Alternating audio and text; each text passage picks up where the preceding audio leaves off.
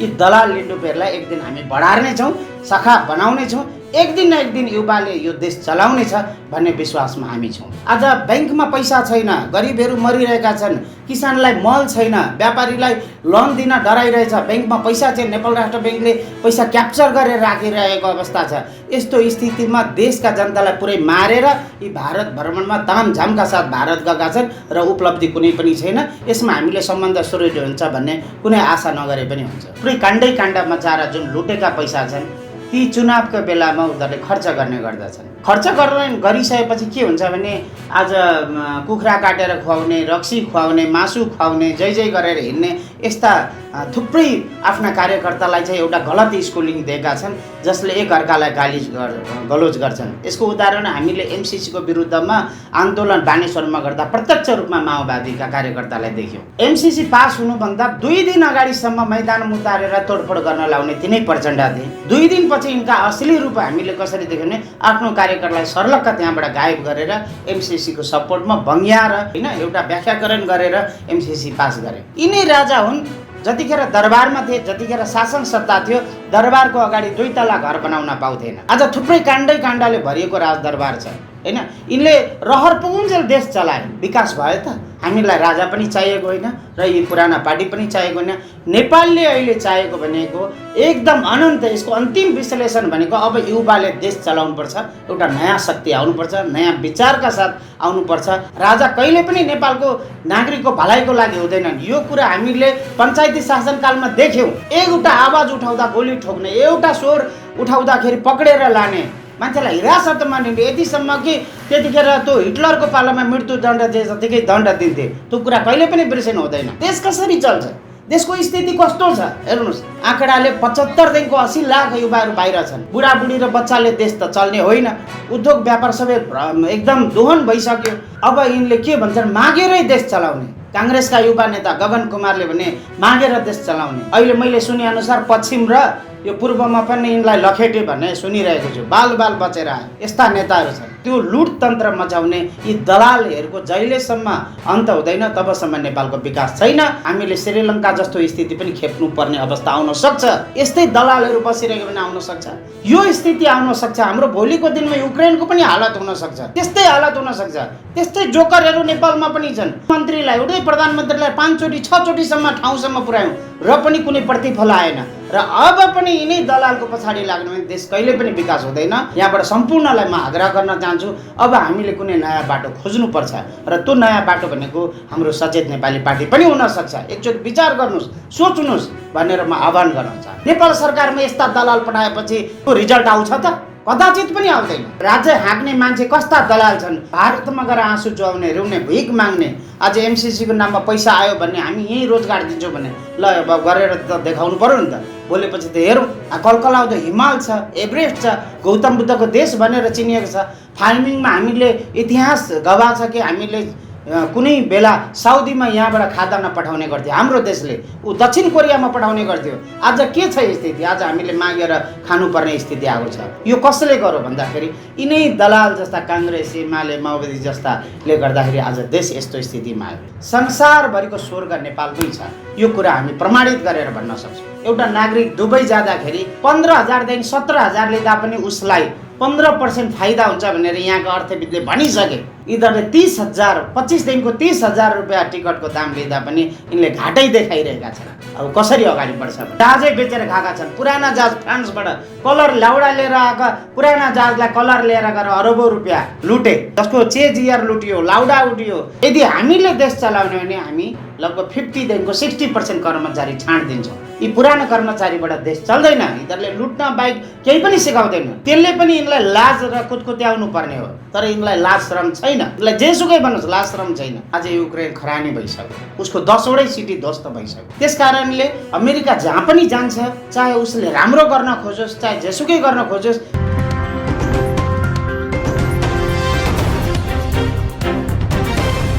आदरणीय दर्शक महानुभाव नमस्कार। तपाईँ यति बेला हेर्दै हुनुहुन्छ न्युज फटाफट नेपाल र साथमा म रोशन घाटी उपस्थित भएको छु। आज हामीसँग कुराकानी गर्नको लागि सचेत नेपाली पार्टीका सचिवालय सदस्य गजेन्द्र चौधरीजी हुनुहुन्छ। नमस्कार, स्वागत छ यहाँलाई। हजुर नमस्कार। भर्खरै प्रधानमन्त्री शेरबहादुर देउवा भारत भ्रमण गरेर नेपाल फर्किनु भएको छ। अब नेपाल भारत सम्बन्ध सुधार हुने सम्भावना देख्नुहुन्छ? जसरी देउवाले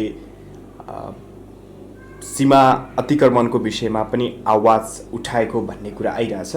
यी कुराहरूलाई चाहिँ तपाईँले कसरी हेर्नु भएको छ? धन्यवाद रोशनजी यो पहिलो प्रश्नको लागि। जहाँसम्म हाम्रा प्रधानमन्त्री शेरबहादुर देउवा भारत भ्रमणमा हुनुहुन्छ र फर्किने क्रममा हुनुहुन्छ होला अहिले सायद। यो के छ भन्नुहुन्छ भने नेपाल र भारतको सम्बन्ध वास्तवमा कहिले पनि राम्रो भएको छैन। इतिहासदेखि अहिलेसम्म यदि हामीले यसलाई हेऱ्यौँ भनेदेखि हाम्रो सम्बन्ध कहिले पनि भएन। अहिले यस्तो पनि भएको छ कि उहाँले एउटा भाइ भारदारसहित एउटा जम्बो टोलीलाई लिएर जुन भारत भ्रमणमा निक्लिनु भएको छ, कति कुरा यस्ता पनि आएका छन्। आज यहाँ प्रोटोकलको पनि कुरा छ। मैले सुनेअनुसार र मिडियामा मैले अध्ययन गरेअनुसार हाम्रा जुन फर्स्ट लेडी भन्दा हुनुहुन्छ शेरबहादुर देउबाजीको श्रीमती आर्जु राणा, उहाँलाई चाहिँ मोदीजीले एकजना आफ्ना पार्टीका एउटा केन्द्रीय सदस्यलाई नेपाल भ्रमण पठाउनु भएको थियो। यो यहाँ उहाँको यात्राभन्दा अगाडिको कुरा हो। केही दिन अगाडि उहाँ दौडेर एयरपोर्टमै रक्षाबन्धन लिएर आर्जु राणा पुग्नु भएको थियो। त्यसरी रक्षाबन्धन बाँड्दै यसरी आफ्नो यो जुन यो प्रोटोकलको कुरा छ, आफ्नो अहदा बिर्सेर होइन, एउटा पार्टीको केन्द्रीय सदस्यलाई एयरपोर्टमा हतार हतार रक्षाबन्धन बाँधेर नेपालको चाहिँ सम्बन्ध राम्रो हुने होइन। सम्बन्ध राम्रो त्यतिखेर हुन्छ जब दुईटा देश बिचमा पारस्परिक एक किसिमको व्यापार सम्झौताहरू भए, एक किसिमको दुःख सुख होइन। आज बोर्डरको इस्युको कुरा भइरहेको छ। आज नेपालले गरेको जति पनि सन्धि सम्झौताहरू छ, व्यापारका कुराहरू छ, नेपाललाई जहिले घाटा भएको छ। र काङ्ग्रेसको कुरा गर्नुहुन्छ भने काङ्ग्रेसले इतिहासदेखिको अहिलेसम्म, काङ्ग्रेस पार्टी खुलेदेखिको, मातृका प्रसाद कोइरालादेखिको अहिलेसम्म शेरबहादुर देउवासम्म आउँदाखेरि कहिले पनि देशको हितमा राम्रो काम गरेन। र शेरबहादुर देउवाजीको जुन भारत भ्रमण छ, बिना एजेन्डा, कुनै पनि एजेन्डा लगिएको छैन। पुरानै सम्झौताहरूमा झन्डा फरफराइयो। त्यो यहाँ जनकपुरको जुन रेल 12-13 किलोमिटर 15 किलोमिटर कति भित्र आएको छ, त्यो रेल पहिल्यै सम्झौता भएर बनिसकेको एउटा कार्ययोजना थियो। त्यो प्रोजेक्ट, त्यो यति खतम रेल, त्यो भारतमा नचलेको पाट पूर्जाहरू जम्मा गरेर नेपालीलाई भोल्याउनको लागि गरियो। त्यो बिचमा बिग्रियो। त्यत्तिकै त्यहाँ गाईबस्तुहरू बाँधेको फोटोहरू पनि भाइरल भएको थियो। अहिले त्यसलाई सिँगार पेटार गरेर नेपालीको आँखामा छारो हाल्नको लागि त्यो झन्डा हल्लाइयो। जहाँसम्म लिपुले कालापानी र लिम्पियाधुराको कुरा छ, यो कदाचित देउवाले फिर्ता ल्याउन सक्दैन। यिनै देउवा हुन् महाकाली सन्धिमा यिनले सारा गुट दस्तावेज बनाएर पास गरेका हुन्। र माथिल्लो कर्णाली, सेती, अब यिनका थुप्रै छन्, यिनका कर्तुतहरू थुप्रै छन्। नेपालीले कहिले पनि यिनलाई माफ गर्नेवाला छैन। र यो सम्बन्ध यसरी सुदृढ हुँदैन। यिनको परराष्ट्र नीति पनि फेल भइसकेको अवस्था छ। अहिले हेर्नुहोस्, काठमाडौँमा पेट्रोलको हाहाकार छ।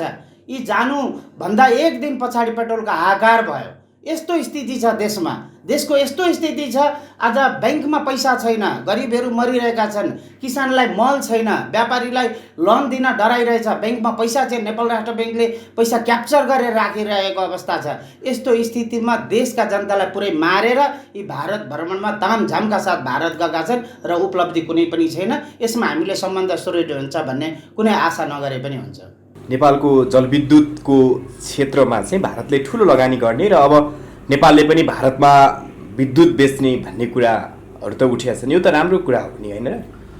यो यस्तो हुन्छ, यो भारतलाई हामीलाई थाहा छ। यहाँका अर्थविदहरूले, यो जुन हाइड्रो सम्बन्धी रिसर्च गर्ने विदहरूको हामीले इन्टरभ्यू पढिसकेका छौँ।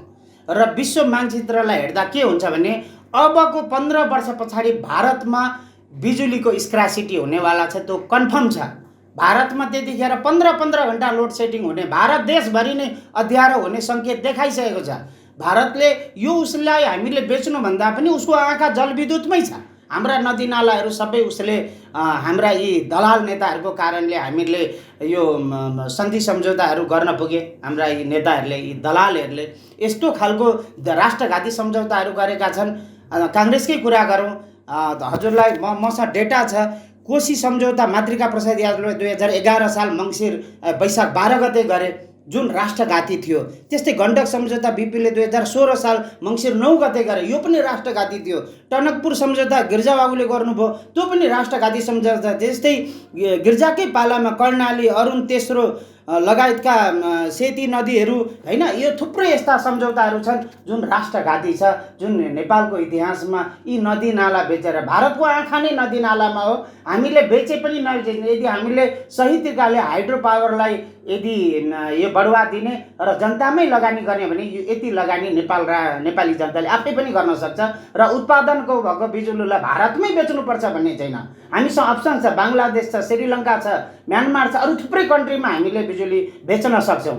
र यहाँ हास्यास्पद कुरा के छ भने यो बिजुली उत्पादन भएर भारतलाई 5 रुपियाँ युनिटमा बेच्ने सम्झौता छ र नेपाली जनताले आज 12 रुपियाँ युनिटमा किन्न पुगिसकेका छन्। अब तपाईँ आफै भन्नुहोस् कसरी यो देशको लागि राम्रो हुनसक्छ?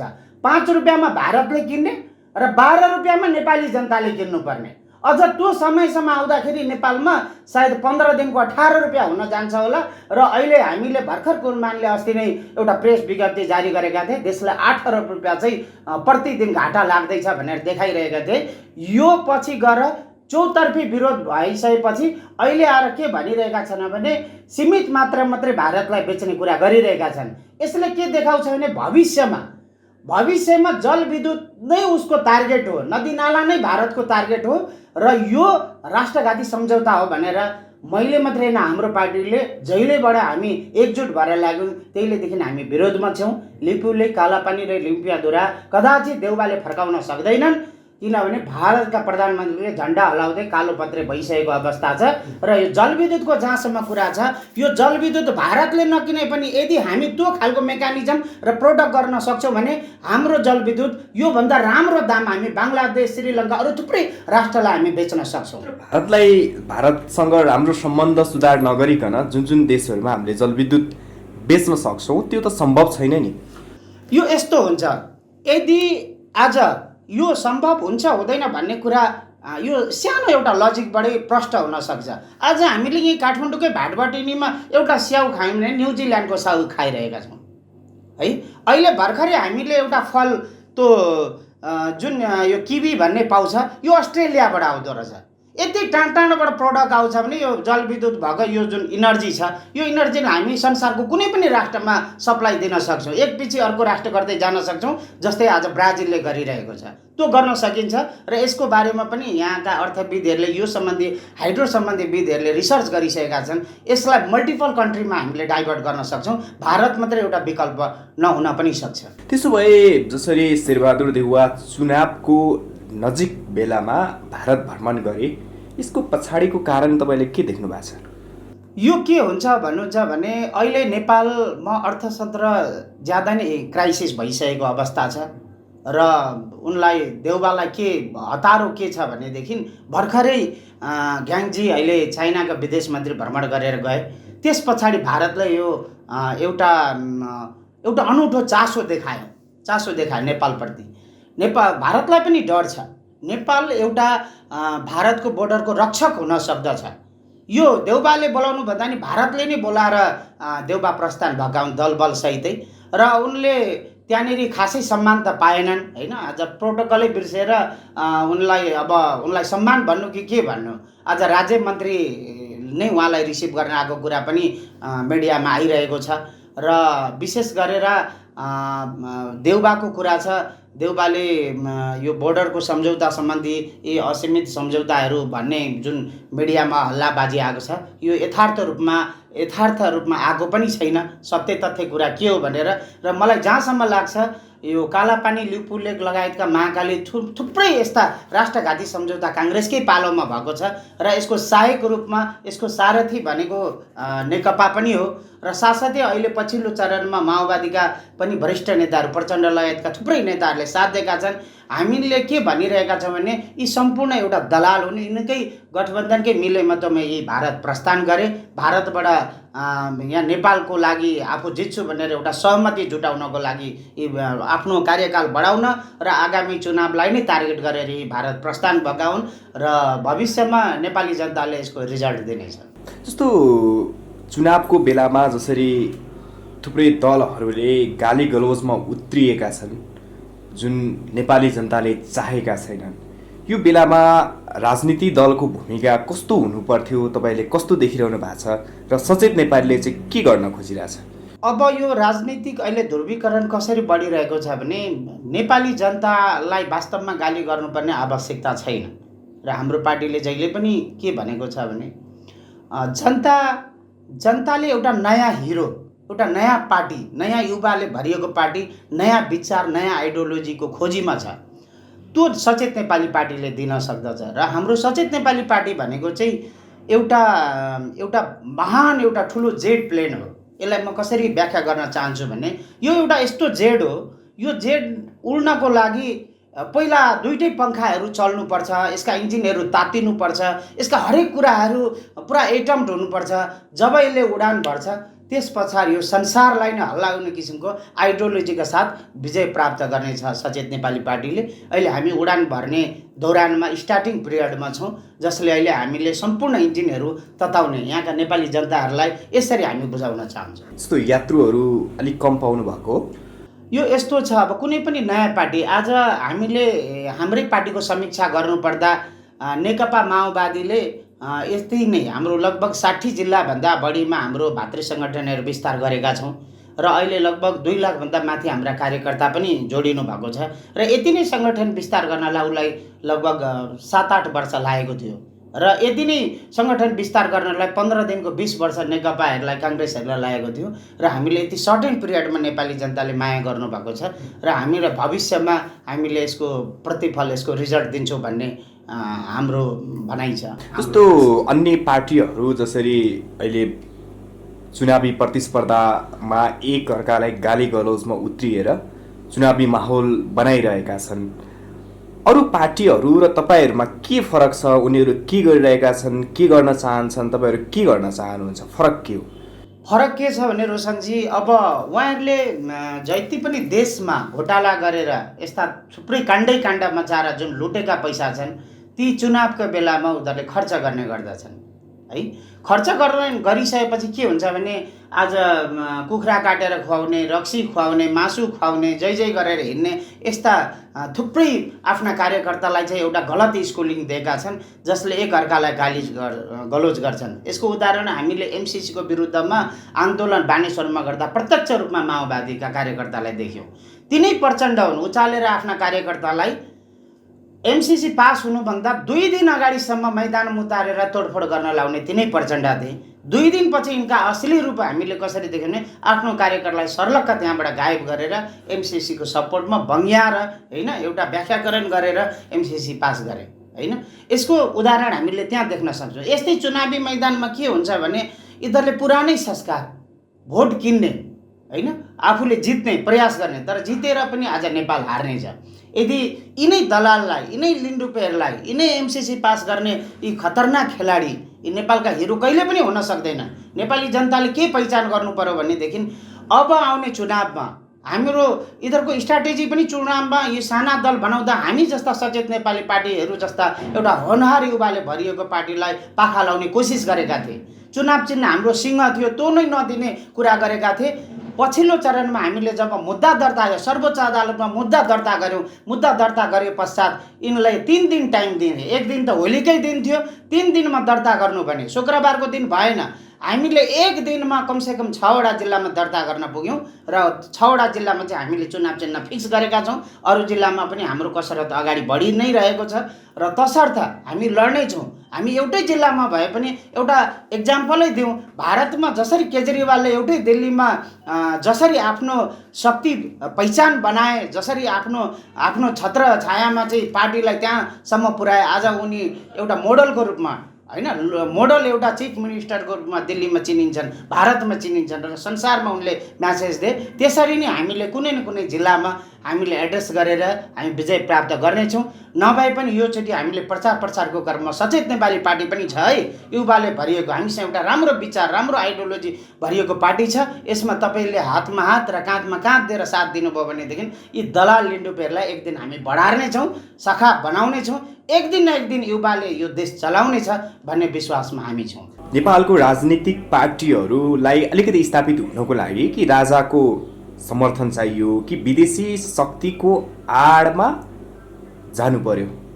यो दुईटा बाहेक खासै नेपालमा राजनीतिक दलहरूको उपलब्धि देखिएको छैन पछिल्लो समय, कि राजाको पक्षमा पुगेका छन् कि विदेशी शक्तिको आड लाएर बसिरहेका छन्। त्यो बिचमा सचेत नेपालीले चाहिँ कसरी चिरेर अगाडि बढ्न सक्छ? एउटा शक्तिको पछि त लाग्नु पर्ला। एक किसिमको हल्ला त्यस्तो आइरहेको छ, तर वास्तवमा यो कुरा होइन, खाँटी कुरा यो कुरा होइन। यो किन हुँदैन भने राजाले पनि 240 वर्षभन्दा माथि देश चलाइसकेका छन्। लिङ्गदेनले राजा फर्काउँछु भनेर देशैभरि माहौल क्रिएट गर्दै हिँडिरहेछन् नि अहिले, जसरी राजेन्द्र लिङ्गदेनको पछाडि माहौल देखिया छ राप्रपाको पछाडि। यो यस्तो छ, अब अहिले आएको रिपब्लिकन डेमोक्रेसी हो होइन, गणतान्त्रिक प्रजातन्त्र हो, प्रजातान्त्रिक गणतन्त्र हो। र लिङ्गदेन यो हिन्दू राष्ट्र भएकोले हिन्दूहरूको बाहुल्यता भएको ठाउँ हो र उसले त्यो एजेन्डा अगाडि सारेको छ, यसलाई हामीले बिर्सिनु हुँदैन होइन। र उनले जब त्यो एजेन्डा सारिराख्दाखेरि सारा हिन्दूहरूले, सारा व्यक्तिले उनलाई रुचाउनु नौलो कुरा होइन। जहाँसम्म राजाको कुरा छ, यी मण्डलीहरूको कुरा नै यस्तो हुन्छ, जहिले पनि यिनले हामी राजा ल्याउँछौँ देश बचाउँछौँ। राजा त आएकै हुन् नि, 240 वर्षभन्दा ज्यादा राज गरेका हुन्। यिनै राजा हुन्। जतिखेर दरबारमा थिए, जतिखेर शासन सत्ता थियो, दरबारको अगाडि 2 तला घर बनाउन पाउँथेन। आज थुप्रै काण्डले भरिएको राजदरबार छ होइन। यिनले रहर पुगुन्जेल देश चलाए, विकास भयो त। हामीले त्योभन्दा पनि अर्को जरो कुरा के बुझ्नु पर्यो भने राजाले शासन गरिराख्दा यस्तै राजा भएका अरू पनि थुप्रै देशहरू छन्। युरोप अमेरिकादेखिको लिएर एसियाली मुलुक पनि छ, राजाले भरिएको देशहरू छ। त्यो देशको विकास हेर्नुहोस् र यिनले चलाएको, यी मण्डलहरूले चलाएको बेलामा, यी सरकार राजा बनाउँदाले चलाएको बेलामा हाम्रो देशको स्थिति हेर्नु, इकोनोमी हेर्नुहोस् कति फरक छ। त्यस कारणले गर्दाखेरि फेरि तिनै व्यक्ति आएर अब देश स्वर्ग जस्तो हुन्छ भनेर भ्रममा नपरौँ। हामीलाई राजा पनि चाहिएको होइन र यी पुराना पार्टी पनि चाहिएको होइन। नेपालले अहिले चाहिएको भनेको एकदम अनन्त, यसको अन्तिम विश्लेषण भनेको अब युवाले देश चलाउनुपर्छ, एउटा नयाँ शक्ति आउनुपर्छ, नयाँ विचारका साथ आउनुपर्छ। यो कम्युनिस्ट काङ्ग्रेस भनेर होइन, यो राप्रपा भनेर अब देश चल्दैन। देशले नयाँ युवाले देश चलाउने छ।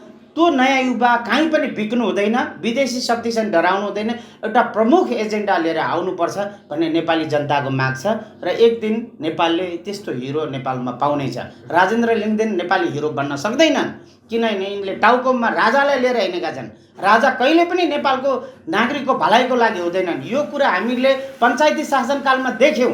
एउटा आवाज उठाउँदा गोली ठोक्ने, एउटा स्वर उठाउँदाखेरि पक्रेर लाने, मान्छेलाई हिरासतमा लिने, यतिसम्म कि त्यतिखेर त्यो हिटलरको पालामा मृत्युदण्ड दिए जतिकै दण्ड दिन्थे। त्यो कुरा कहिले पनि बिर्सिनु हुँदैन। हामीले खोजेको के भने यही भित्र पनि नयाँ आइडियोलोजीका साथ विचारको लडाइँ लडेर अब नयाँ युवाले देश हाँक्नुपर्छ भन्ने हाम्रो मान्यता हो। जस्तो नागरिकहरू वाक्क भइसके, यत्रो समयदेखि उनीहरूले जुन प्रतीक्षा गरिरहेछन् विकास होस्, नागरिक जीवनस्तर सुध्रियोस् भनेर, अहिले त 17 खर्ब रुपियाँ ऋण छ र नेपाली नागरिक, हरेक नेपाली नागरिकको टाउकोमा 62,000 रुपियाँ ऋण पुगिसक्यो। ब्याङ्कमा पैसा नोट छैन। कसरी सम्भव हुन्छ यो देश? अब नेपाल त कतै श्रीलङ्काकै बाटोमा जाने हो कि भन्ने र धेरैले त्यो आशंका पनि गरिरहेका छन्। कसरी यो समृद्ध बनाउन सकिन्छ? यो क्राइसिसको बिचमा पनि नेपाललाई कसरी माथि उठाउन सकिन्छ? हो, त्यही कुरा त यहाँ हास्यपद छ। देशको स्थिति यस्तो छ, कसरी चल्छ देश कसरी चल्छ? देशको स्थिति कस्तो छ हेर्नुहोस्।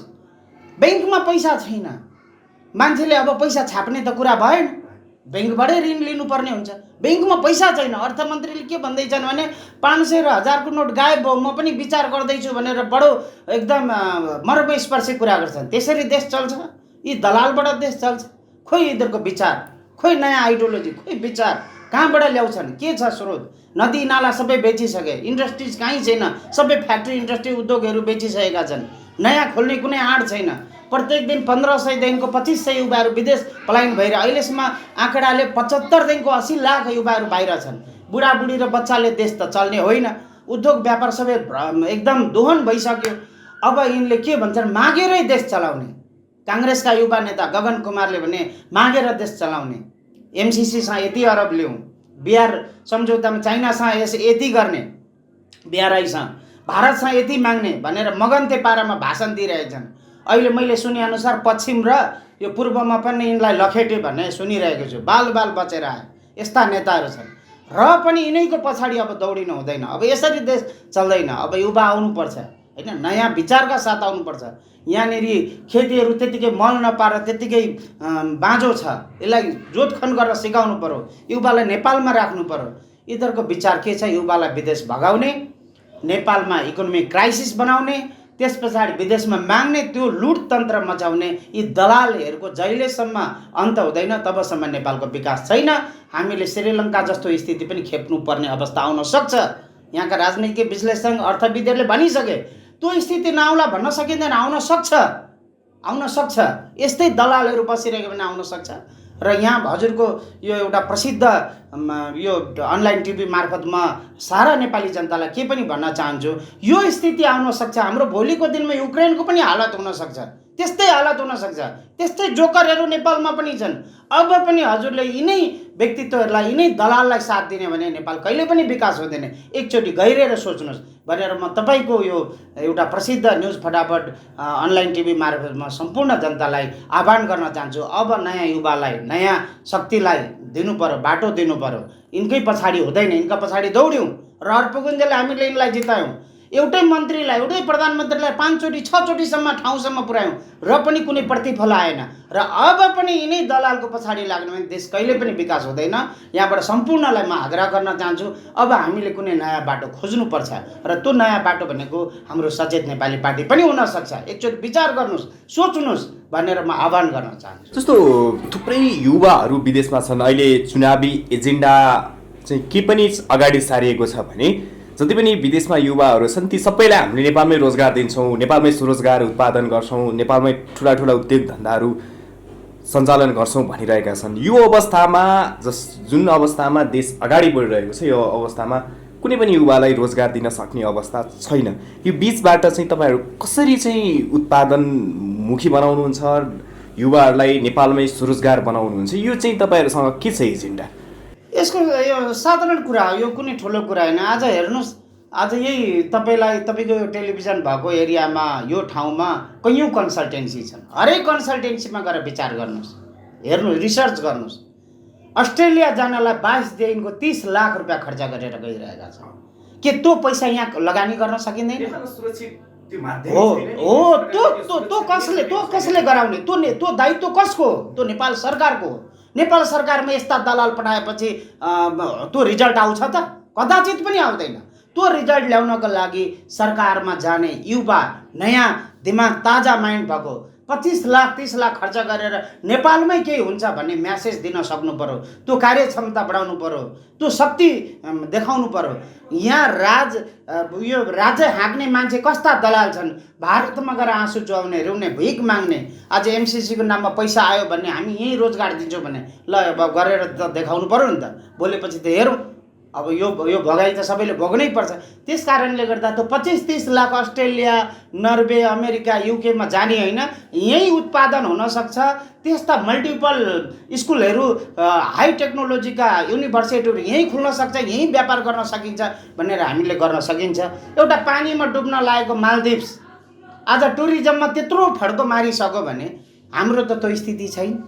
हामी त जलथलले पुरी नलागेका पनि छैनौँ। हामीसँग एभरेस्ट छ, यसैलाई बेचेर पनि हामीले बजाएर पनि अरबौँ डलर यहाँ निकाल्न सकिन्छ।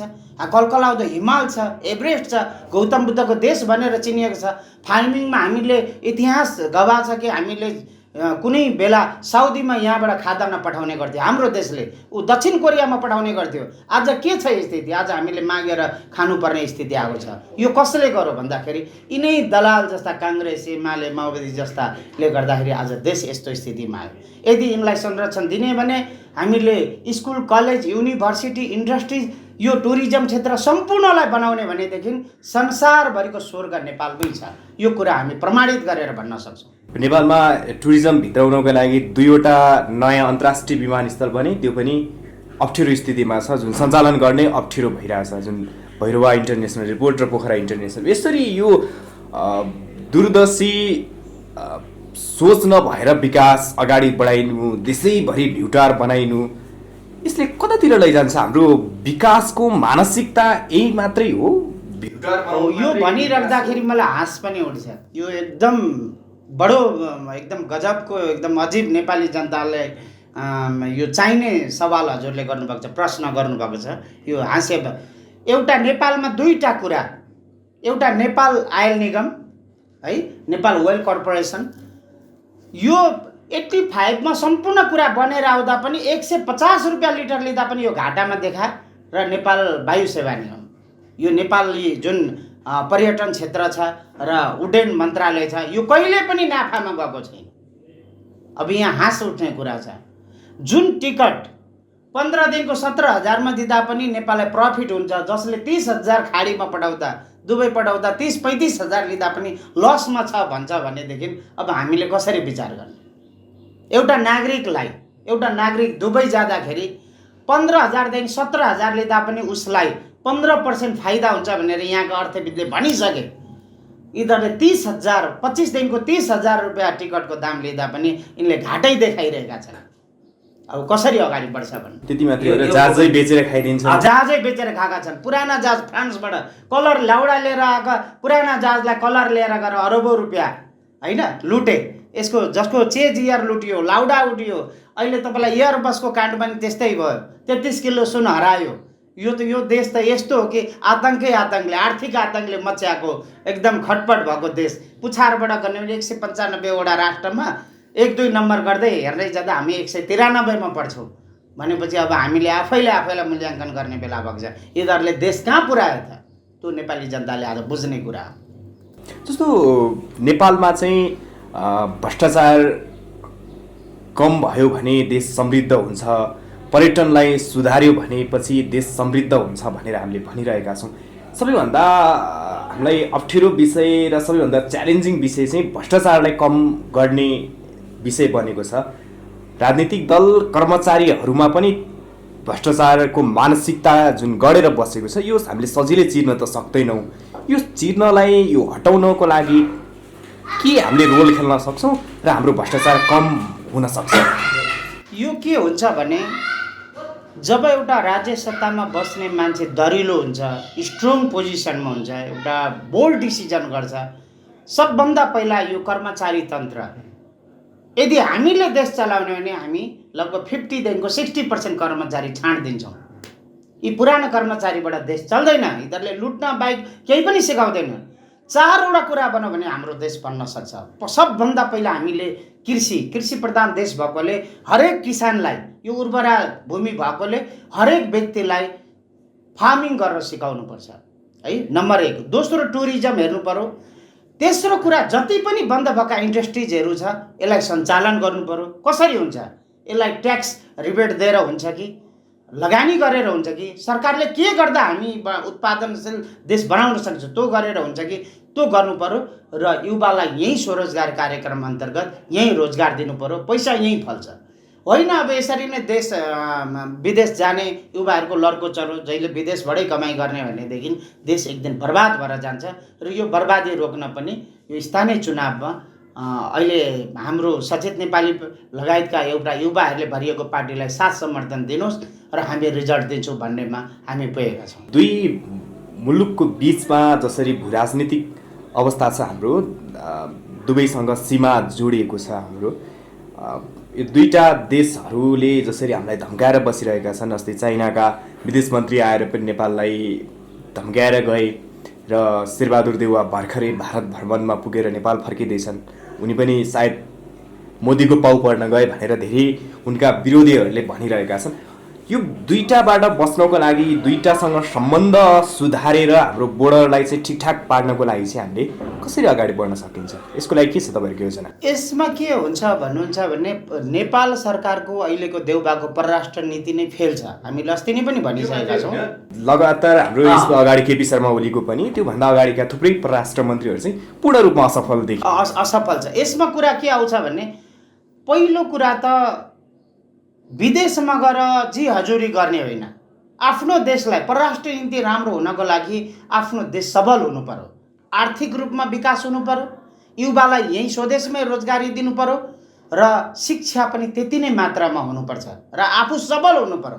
जबसम्म हामी हरेक कुराले हामी शक्ति सिर्जित गर्दैनौँ तबसम्म नेपाललाई यी छिमेकी मात्रै होइन विभिन्न देशले हेप्छन्, छिमेकी मात्रै होइन।